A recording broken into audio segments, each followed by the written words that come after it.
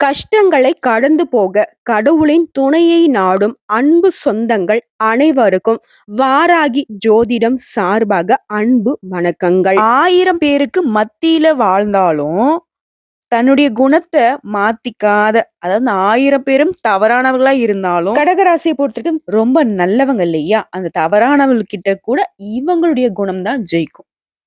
இப்போ ஒரு ஃப்ரெண்ட் இருக்கான். ரொம்ப சுட்டித்தனம் பண்ணுவான் அப்படின்னா, அவன் கூட சேர்ந்து இருக்கக்கூடிய ஃப்ரெண்ட்ஸும் வந்து பார்த்தீங்கன்னாக்கா, அந்த சுட்டித்தனம் பண்ண ஆரம்பிப்பாங்க. அப்படி சுட்டித்தனம் பண்றவங்க கிட்ட இருந்தா கூட, கடகம் வந்து தன்னுடைய சுபாவம் என்ன அமைதியா இருக்கிறது. அத தாங்க ஃபாலோ பண்ணும். ஸோ இப்படிப்பட்ட கடகத்திற்கு தலைப்பு நம்ம என்ன போட்டிருக்கோம்? கடக ராசியை எதிர்த்தால் மரணம் தான். யமனையே எதிர்க்கும் மகா சக்தி படைத்தவங்க இந்த கடக ராசிக்காரங்க அப்படின்னு போட்டிருக்க. அப்படி என்ன இவங்க சிறப்பானவங்க? யமபெருமானையே பார்த்து இவங்க எதிர்க்கூடிய சக்திய பெற்றிருக்காங்களா? அப்படின்னா, ஆமா. ஏன் சொல்றேன்னா, தியாக திருமணியா திகழ்வாங்க. கடகராசிக்காரர்கிட்ட நற்பண்புகள் அப்படின்னாக்கா கோடான கோடி இருக்கு. கோபமும் விளைவும் பார்த்தனாக்க நல்லது மட்டும் தான் செய்வாங்க. கோபம் அப்படிங்கிறது சும்மா இப்படி ஒரு தீப்பொறி மாரின்னு வச்சுக்கோங்களேன். அதே மாதிரி உத்தமர் அப்படின்னாக்கா இந்த கடகராசிக்காரங்கள சொல்லலாம். அமைதியின் சிகரம்னு சொல்லலாம். சவால் விட்டு தன்னுடைய வாழ்க்கைக்கு என்ன தேவையோ அத மட்டுமே செய்யக்கூடியவங்க. முக்கியமா ரொம்பவே பொறுப்புணர்ச்சி கொண்டவங்க. குடும்பம் ஒரு கோயில்னு வாழக்கூடியவங்க. கற்பனையும் கலாரசனையும் பெற்றவங்க. வாழ்க்கை துணைக்கிட்ட ரொம்பவே வந்துட்டு நல்ல மதிப்போட அவங்கள வந்து நடத்தக்கூடியவங்க. பெண்கள பொறுத்தவரைக்கும் பல விதங்கள்ல நல்லத மட்டுமே செய்ய தெரிஞ்சவங்க. அதாவது இறைவன் ஒரு மனுஷன முழு மனிதனா மாற்றுறதுக்கு எந்தெந்த குணநலங்கள வச்சு படைப்பாரோ, அது எல்லாமே நேச்சுரலாவே, இயற்கையாவே அதெல்லாம் வச்சுக்கிட்டு பொறந்தவங்க தான் இந்த கடகராசிக்காரங்க. எல்லா விதங்கள்லயும் இந்த தேன் மாதிரி இனிக்க மட்டும் தான் தெரியும் அவங்களுக்கு. கசப்பான குணம் கிடையவே கிடையாது.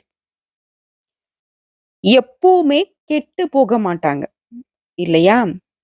சோ இவங்கள பொறுத்தவரைக்கும், யமபெருமானை எப்படி எதிர்க்க முடியும்? அப்படின்னா மகாசக்தி இவங்க கிட்ட இருக்குன்னா, எதையும் சாமர்த்தியமா சமாளிக்கக்கூடிய சக்தி பெற்றிருக்கிறதுனால இவங்கள இப்படி சொல்லலாம். அதே மாதிரி யாருக்கும் தப்பு தண்டா செய்யாதனால இவங்கள இப்படி சொல்லலாம்.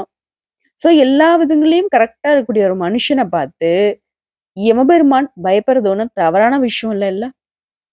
ஏன்னா, இப்படி ஒரு நல்ல மனுஷன நம்ம எப்படி கவர்ந்துகிட்டு போக முடியும்? அவனுடைய உயிர நம்ம எப்படி எடுக்க முடியும்? அப்படின்னு அவரு பயந்து நிப்பாராம். அப்படியா? அவ்ளோ ஒரு அற்புதமான குணம் கொண்ட கடகராசியுடைய குணநலங்கள கடகராசிக்காரங்க தெரிஞ்சுக்கணும் இல்லையா?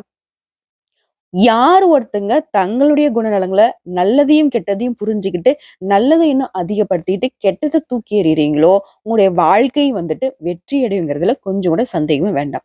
அதுவும் எப்பவுமே கடவுள மட்டுமே துணையாக வச்சிருக்கக்கூடிய கடகராசிக்கு வெற்றி மட்டும் தான். முக்கியமா நீங்க எல்லாமே நல்லதுங்க. நல்லதே பேசுவீங்க. யாருன்னு தெரியாத ஒரு மனுஷன் வந்து உங்ககிட்ட உதவி கேட்டாலையும், உசிரையும் குடுக்க கூட தயங்க மாட்டீங்க. அதாவது நியாயமா இருக்கக்கூடிய இடங்கள்ல. கடகராசிய பத்தி பேசுறப்போ, நமக்கே ஒரு மாதிரி ப்ரவுடா இருக்குங்க. காரணம் வந்துட்டு, கடகராசிய பொறுத்தவரைக்கும் தற்பெருமை பேசுறவங்க கிடையாது. இன்னொரு விஷயம், இவங்க எவ்ளோ பெரிய நிலையில இருந்தாலும், தனக்கு கீழ இருக்கிறவங்கள தனக்கு நிகரா பார்க்கக்கூடியவங்க. அதே மாரி தனக்கு கீழ இருக்கிறவங்கள நல்லா பார்த்துக்கணும்னு நினைக்கக்கூடியவங்க. முடிஞ்ச அளவுக்கு தன்ன வருத்திக்கிட்டு கூட, தன் கூட இருக்கிறவங்களையும், தனக்கு கீழ இருக்கிறவங்களையும் பாதுகாப்பா வச்சுக்கூடியவங்க. ஒரு மரம் நிழல் தரும் இல்லையா? அந்த மாதிரி தாங்க இந்த கடகராசிக்காரனுடைய குணநலங்கள். சோ இந்த வீடியோ பதிவு பார்க்கக்கூடிய இந்த தருணத்துல கடகராசிக்காரன் ஒரு தெய்வத்துடைய அனுகிரகத்த நாடணுங்க. அவருடைய நாமத்த சொல்லி, மனசார உங்களோட வேண்டுதல மனசுல நெனச்சுக்கிட்டு, இந்த வீடியோ பதிவு தொடர்ந்து பாருங்க. நிச்சயமா இந்த வீடியோ பதிவ நீங்க பார்த்து முடிக்கக்கூடிய அந்த தருணத்துல ஒரு தெளிவு இருக்கும் உங்களுக்கு. ஒரு சந்தோஷம் இருக்கும். ஓகேங்களா? இதுதான் நீங்க அப்படிங்கிறத தெரிஞ்சுக்க போறீங்க.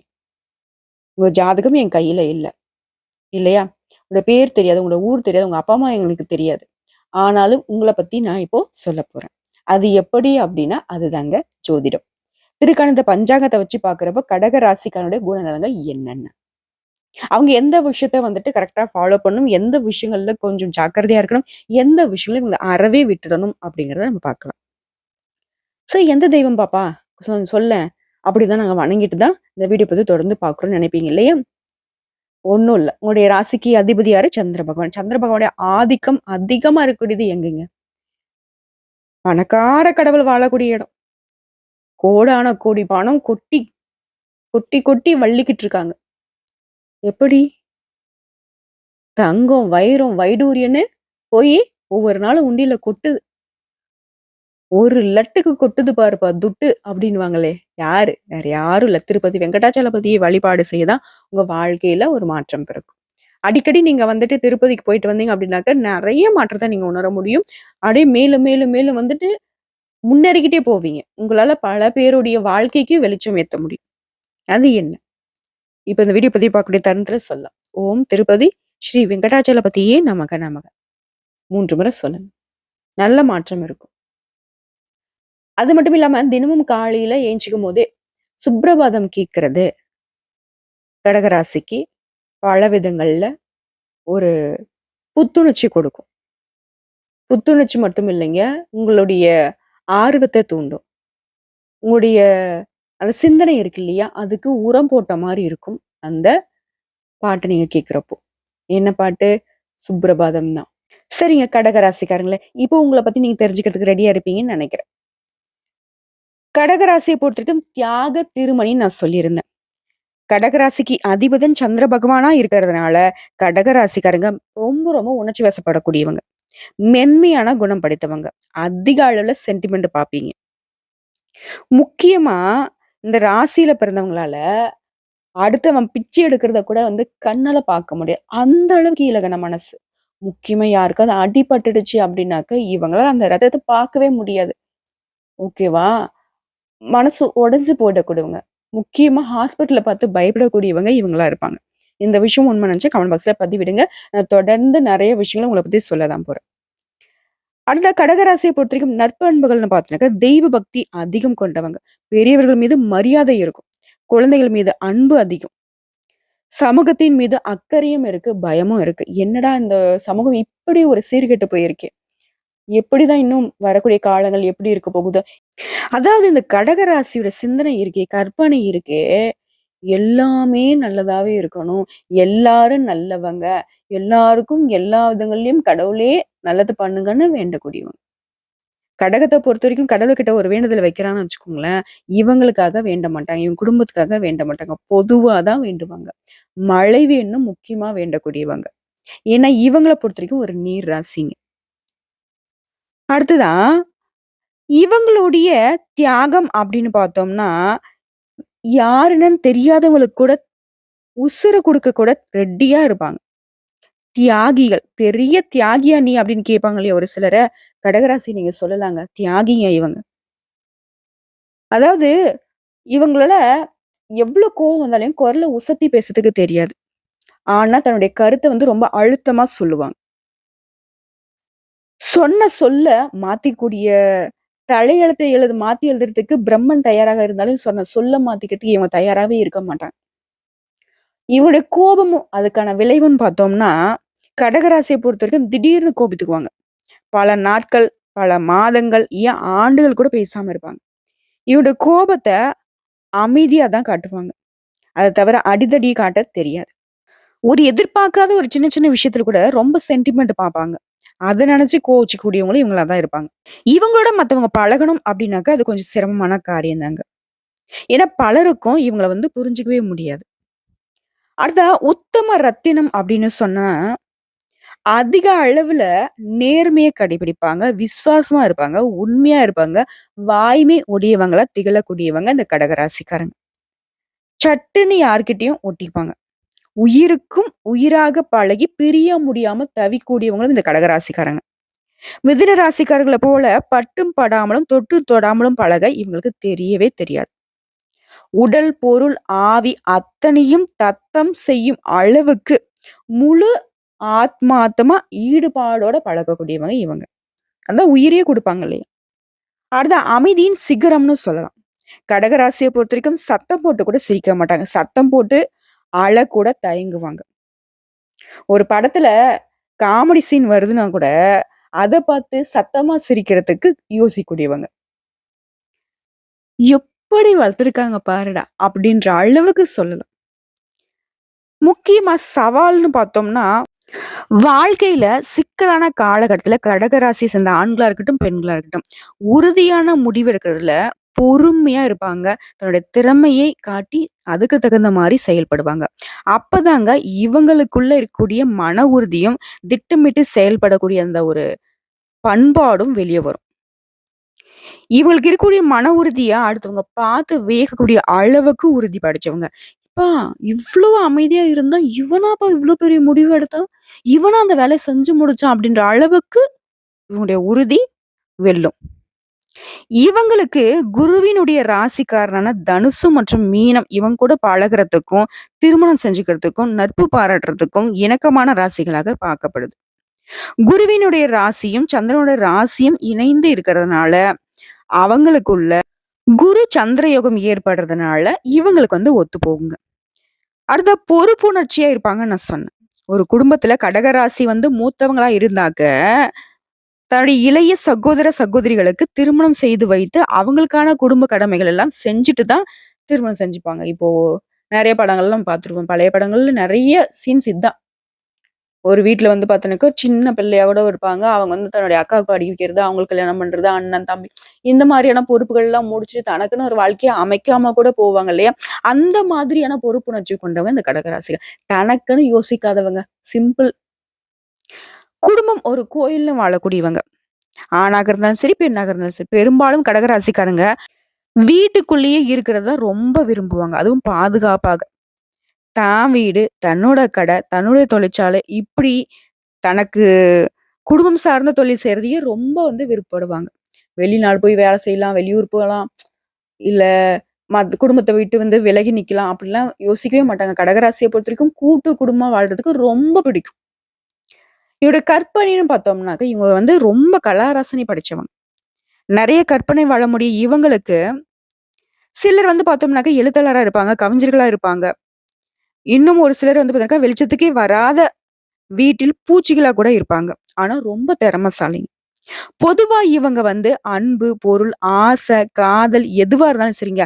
பிறருக்கு கொடுத்து அவர்கள் முகத்துல மகிழ்ச்சிய பார்க்கறதுல தன்னுடைய வாழ்நாள் குறிக்கோளா வச்சுட்டு பொறந்திருப்பீங்க.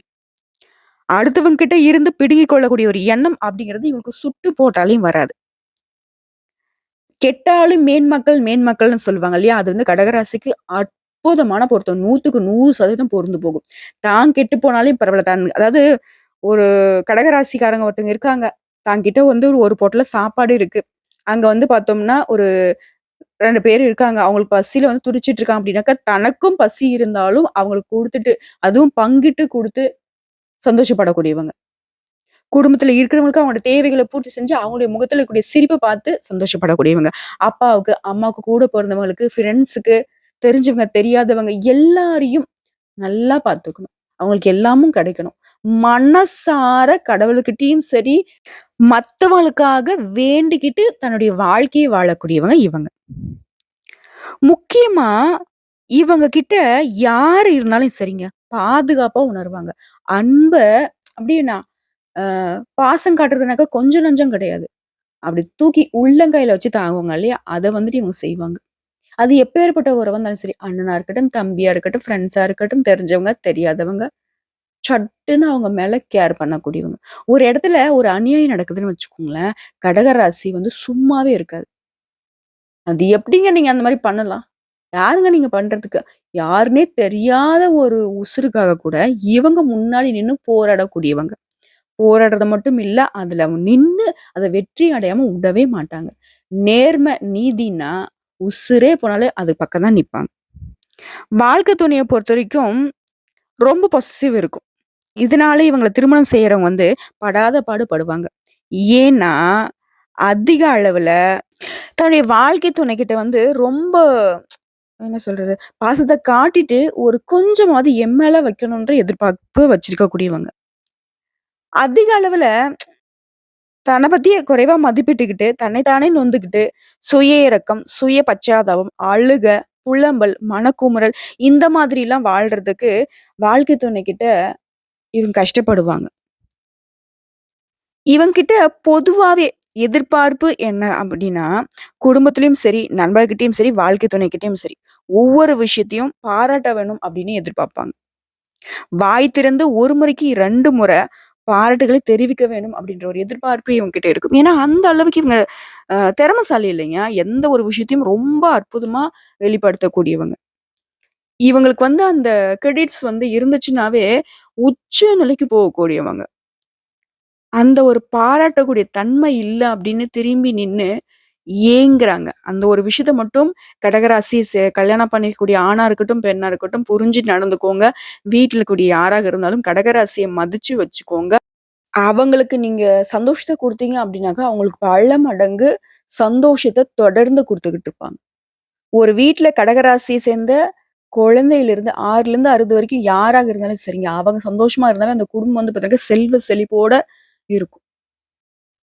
இது வேணா ட்ரை பண்ணி பாருங்களேன். கடகராசி எந்த அளவுக்கு வந்து நீங்க பாதுகாத்து சிரிக்க சிரிக்க வச்சுக்கிறீங்களோ, அது மனசு நோகாம பார்த்துக்கிறீங்களோ, அந்த அளவுக்கு அந்த குடும்பம் வந்துட்டு செல்வாக்கான குடும்பமா வெளியில இருக்கும். முக்கியமா வீட்டுக்கு ஒரு பிரச்சனை, தன்னை சுத்தி இருக்கிற ஒரு பிரச்சனை அப்படின்னா, முதல்ல குரல் குடுக்கும். "என்ன மேடம் முன்னதான் சொன்னீங்க, ரொம்ப அமைதியா பேசுவாங்கன்னு." அது கூடவே ஒரு விஷயம் சொன்னேன்ல, அழுத்தமான ஆள். தெளிவா தன்னுடைய கருத்த அழுத்தமா சொல்லி பதிய வைக்கக்கூடியவங்க. ஒரு வாட்டி முடிவு பண்ணிட்டா, நான் என்னோட பேச்ச நானே கேட்க மாட்டேனுங்கிறதுல இந்த கடகராசிக்காரங்க உறுதியா இருப்பாங்க. முக்கியமா அந்த பெண்கள் அப்படின்னு பார்த்தோம்னா, கடகராசி சேர்ந்தவங்க பெரும்பாலும் வெளி வேலைக்கு செல்ல விரும்பவே மாட்டாங்க. தமது வீட்ல இருந்து என்னென்ன தொழில் செய்ய முடியுமோ, அத்தனையும் அழகாக, திறமையாக, பொறுமையாக செய்யக்கூடியவங்க. இவங்க வீட்ட பொறுத்தவரைக்கும் தாய், தந்தை இருந்தாலும் சரி, மாமனார், மாமியார் இருந்தாலும் சரி, அவங்கள வந்து தான் குடும்பமாவே பார்க்கக்கூடியவங்க. முக்கியமா குடும்பத்தில இருக்கக்கூடிய எல்லா பொறுப்பையும் தன் தல மேல தூக்கி சுமக்கிறத சந்தோஷமா ஏத்துக்கக்கூடிய ஒரே ராசின்னு பார்த்தோம்னா, இந்த கடகராசி.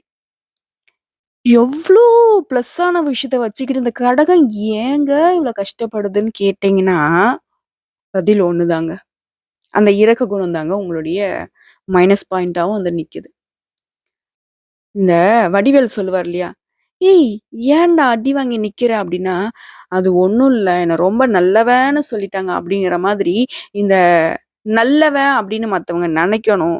எல்லா விதத்துலயும் நான் நல்லவன் அப்படிங்கிறது உங்க மனசுக்குள்ள இருக்கிறதுனாலவோ, இல்ல கடவுளுடைய படைப்புனாலவோ, நீங்க பல பேருடைய துரோகத்துக்கு ஆளாகி நிக்கிறீங்க.